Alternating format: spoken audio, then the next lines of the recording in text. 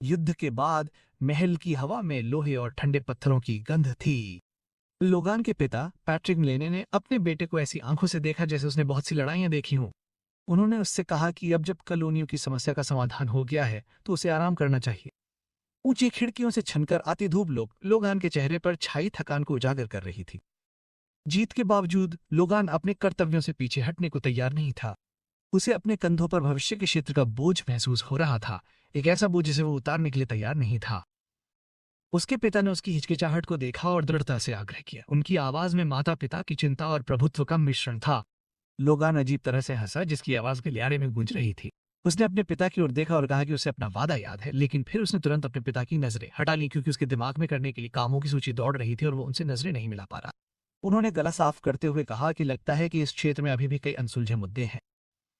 उन्होंने बड़े हॉल की ओर देखा और पूछा, एक बड़ा सम्मेलन आयोजित करने के बारे में क्या ख्याल है? पैट्रिक के चेहरे पर आसन विरोध के भाव देखकर लोगान ने तुरंत अपने पिता को आश्वस्त किया, ये कहते हुए कि सम्मेलन समाप्त होने के बाद वो वास्तव में आराम करेंगे। पैट्रिक म्लेन एक पल के लिए चुपचाप खड़े रहे, उनका हाथ उनकी तलवार की मूठ पर टिका हुआ था। उन्होंने अपनी भूमि के तेजी से विस्तार के बारे में सोचा और महसूस किया कि लोगान की बात सही है। प्रशासनिक गियर को उनके सैन्य गियर के समान ही तेजी से बदलने की जरूरत है। पैट्रिक म्लेन ने धीमी गति से लाकर सहमति जताई और इस तरह सम्मेलन शुरू हुआ और मार्क्वेसेट के सभी जागीरदार बड़े हॉल में इकट्ठा हुए। कमरा शानदार था, उन लोगों की फुसफुसाहट से भरा हुआ था जिन्होंने अपने कवच को औपचारिक अंगरखा में बदल दिया था। हालांकि उनमें से कई के शरीर पर अभी भी हालिया युद्ध के निशान थे। पिता और पुत्र उठे हुए डेस्क पर एक साथ खड़े हैं, जो म्लेन वंश की ताकत का एक दृश्य प्रतिनिधित्व है। पैट्रिक ने चेहरों के समंदर को देखा और घोषणा की कि अब वो एम्लियन मार्की परिवार का पहला नियमित सम्मेलन शुरू करेंगे।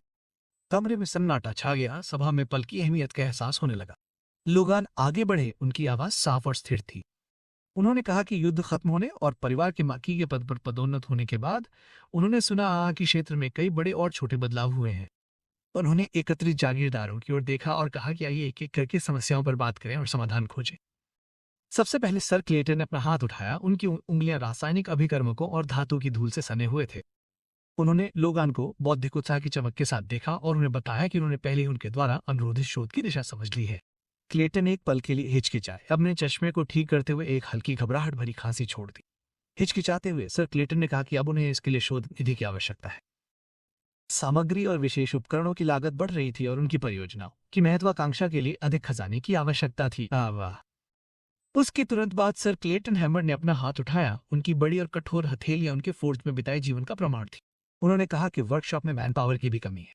उन्होंने बताया कि उनके विशेष हथियारों की मांग आसमान छू रही है।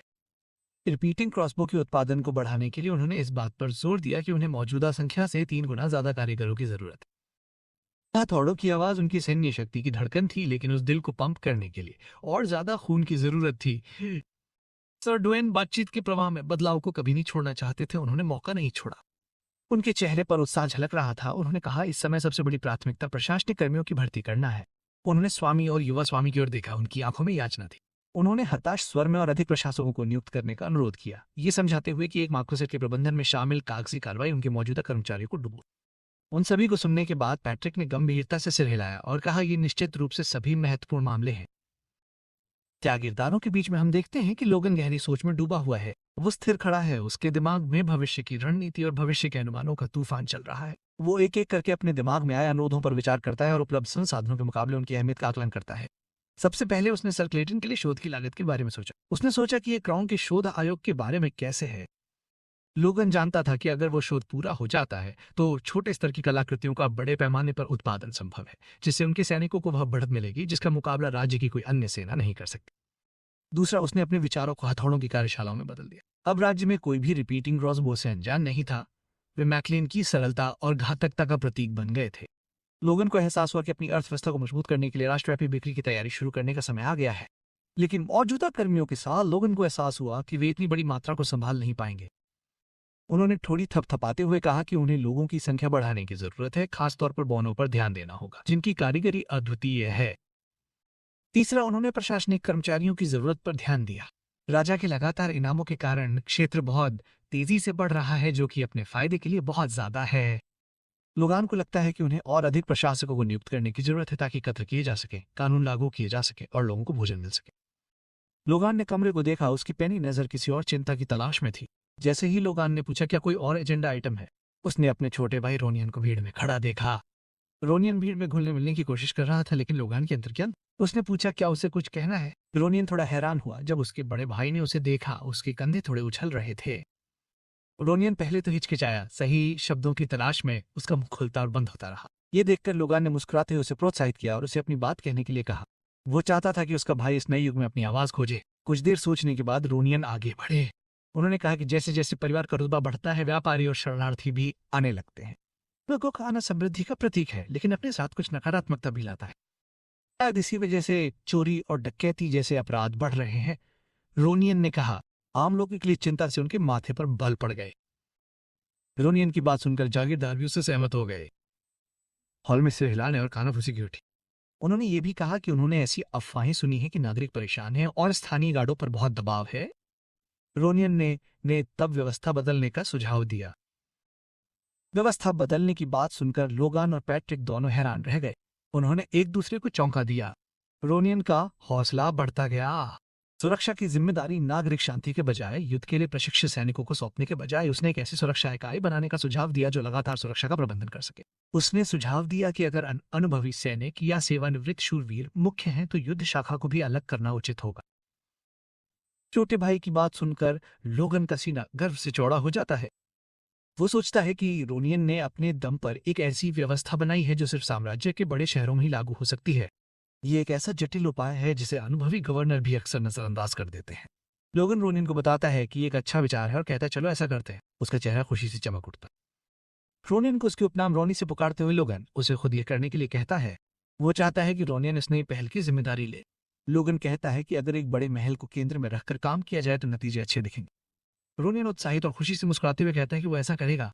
वह जवान दुनिया से लोहा लेने के लिए तैयार दिख रहा था, लेकिन जल्द ही उसकी मुस्कान गायब हो जाती है। उसके चेहरे पर कुछ उदास झलकता है और वो कहता है कि वो अपनी पूरी कोशिश करेगा। लोगन अपने छोटे भाई के व्यवहार में अचानक आए बदलाव को देखता है और सोचता है आज रोनियन को क्या हो गया है। उत्साह से कर्तव्य की भावना में बदलाव झकझोर देने वाला था। लोगान ने फैसला किया कि वो रोनन से इसके बारे में बाद में पूछेगा, जब हॉल खाली होगा और वे भाइयों की तरह बात कर सकेंगे। फिर वो बैठक को फिर से केंद्रित करता है और कहता है पहले प्रशासनिक कर्मियों के बारे में बात करते हैं। लोगान ने आगे कहा कि प्रबंधकों के लिए भर्ती सूचना पोस्ट करना मुश्किल नहीं है। वो मुख्य प्रशासक की ओर देखता है और पूछता है लेकिन उन्हें वास्तव में कितने लोगों को चुनना चाहिए। सर ड्वेन ने हाथ उठाते हुए कहा कि नए विस्तार को कवर करने के लिए लगभग 30 लोग कम से कम होंगे। ड्वेन के एक अन्य व्यक्ति ने कहा कि निश्चित रूप से ऐसे प्रबंधक होने चाहिए जिन्हें तुरंत मैदान में तैनात किया जा सके। उनके पास व्यापक प्रशिक्षण के लिए समय नहीं था। अपनी बात पर जोर देने के लिए अपनी उंगली उठाते हुए सर ड्वेन ने कहा कि एक और बात है। उन्होंने कमरे के चारों ओर देखा। उनकी अभिव्यक्ति अधिक गंभीर हो रही थी। जैसा कि वे सभी जानते हैं, सम्मेलन हॉल में सभी जागीरदार ऐसे लोग हैं जिन पर कुछ हद तक भरोसा कायम। लोगान ने ड्वेन से सहमति जताते हुए सिर हिलाया और कहा बिल्कुल सही। विश्वास ही मिलेने परिवार के हालिया उत्थान की नींव था। सर ड्वेन ने फिर सुझाव दिया तो इस जगह के भीतर प्रत्येक प्रांत के प्रबंधन और पर्यवेक्षण के लिए कर्मियों का चयन कैसे करें। वो शक्ति के विकेंद्रीकरण का प्रस्ताव कर रहे थे जिससे उस कमरे में मौजूद पुरुषों को सशक्त बनाया जा सके। पैट्रिक ने पूछा इसका वास्तव में क्या मतलब है। वो पदानुक्रम में बदलाव के बारे में स्पष्ट व्याख्या चाहता था। सर ड्वेन ने उत्साह से कहा चलो यहाँ प्रत्येक प्रांत के लॉर्ड्स का चयन करते हैं। ये सुनकर सभी उपस्थित जागीरदारों के चेहरे खिल उठे। इतनी बड़ी पदोन्नति की संभावना से उनके मुख खुशी और आश्चर्य से चौड़े हो गए। एक लॉर्ड होने का मतलब है अपनी खुद की एक विरासत होना। पैट्रिक ने ड्वेन से कहा कि वो पहले किसी उम्मीदवार की सिफारिश क्यों नहीं करता। सीधे तौर पर पूछे जाने पर शर्मिंदा होकर ड्वेन ने पूछा क्या स्वयं सेवा भी संभव है। हॉल में हंसी की एक लहर दौड़ गई। पैट्रिक हंसते हुए ड्वेन के सपने को चकनाचूर कर देता है और कहता है कि उसे महल के मुख्य प्रबंधन की देखरेख करनी है, इसलिए वो सपने में नहीं है। मार्क्विसेट के दिल को चलाने के लिए उसे ड्वेन की जरूरत थी। इससे सर ड्वेन का सपना वहीं टूट जाता है और वो थोड़ा झुक जाता है, हालांकि वो इसकी जरूरत समझता है। हाथ उठाते हुए डेमन कहता है कि उसकी एक राय है। वो चुपचाप कमरे को रणनीतिक नजरों से देख रहा था। अगर सिफारिशें भी हों तो उसे लगता है कि प्रांतों के अच्छे से संचालित होने के लिए किसी तरह के मानक की जरूरत है।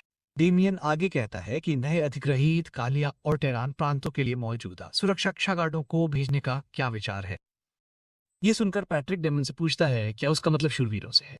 डेमन सकारात्मक जवाब देते हुए कहते हैं नए शामिल किए गए इलाकों में स्थानीयता होना तय है, खास तौर पर शत्रुतापूर्ण इलाकों में जहां संघर्ष की यादें अभी भी ताजा है। आमतौर पर अगर नेतृत्व कमजोर है तो सैनिकों के काम में लापरवाही हो सकती है। इसलिए अगर लॉर्ड इग्नाइट है, भले ही वो केवल इंटरमीडिएट लेवल या उससे ऊपर का हो, तो उन्हें कम से कम उस बिंदु को समझने और शक्ति और अनुशासन के माध्यम से व्यवस्था बनाए रखने में सक्षम होना चाहिए।